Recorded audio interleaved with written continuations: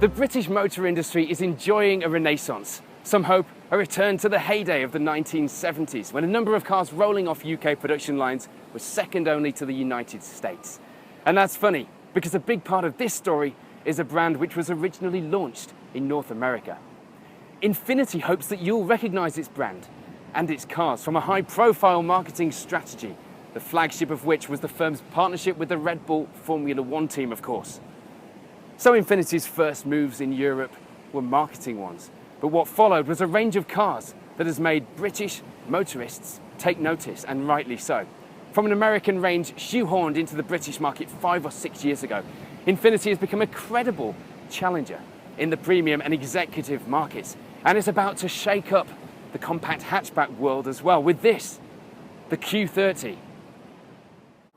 Infiniti is referring to this car as the very first Q30, and as there wasn't one before, that's either very poetic or it pays more than a passing nod to the fact that this is the first time the brand has properly focused on Europe. I've come to Belém in Portugal to be one of the first people to drive the Q30.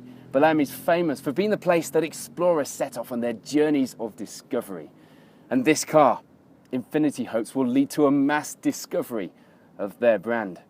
This is the first car from Infiniti, outwardly at least, which seems to have been actually designed from the ground up with the British motorist in mind. Just like the British motor industry of old, key elements of the Infiniti story are set in the boardroom. For example, the technology partnership with Mercedes-Benz. The Q30 shares a basic chassis, engine and drivetrain layout with the A-Class. I've heard Mercedes kept their fire-breathing engines out of the deal though, which is a shame.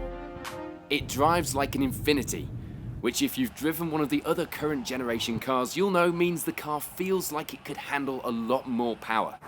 It feels clever, almost as if it does some of the driving for you. And it actually does.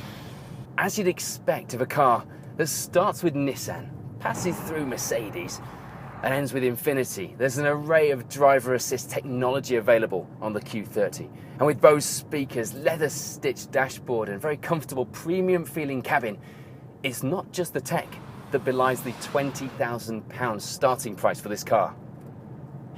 The Q30 is available in 3 trim levels, SE, Premium and Sport. And because the engines are from Mercedes, we know they're good. It almost doesn't need saying.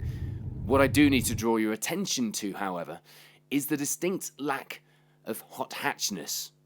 The 211 brake horsepower flagship 2-litre petrol turbo will do for now, but I can't help but feel Infiniti is missing a trick by only offering an adequately sporty package for the Q30.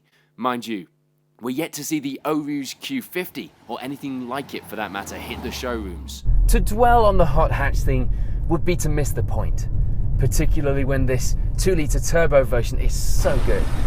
The Q30 is a business proposition for Infiniti. The tie-up with Mercedes-Daimler is in part about quality, that and a truncated launch schedule owing to the plug-and-play production logistics. Let's not forget, Infiniti is Nissan's luxury arm. The Japanese are very good at efficiency and precision, and they know what the Germans are good at too. They're just hoping that quality plus efficiency equals sales.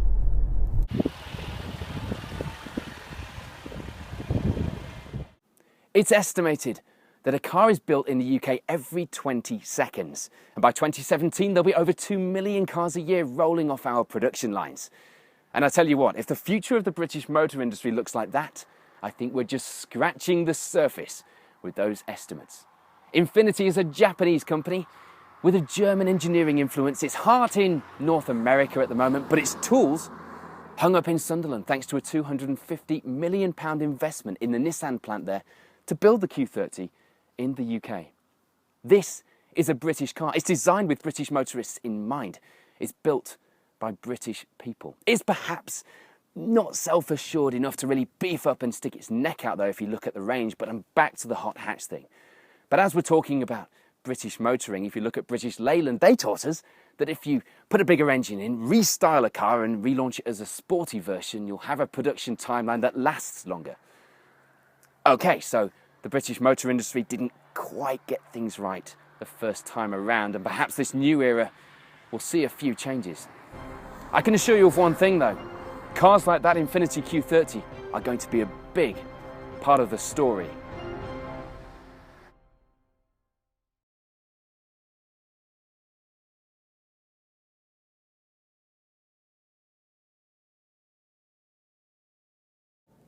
Me again.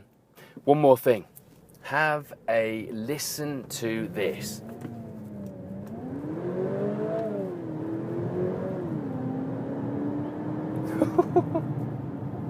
I love this car.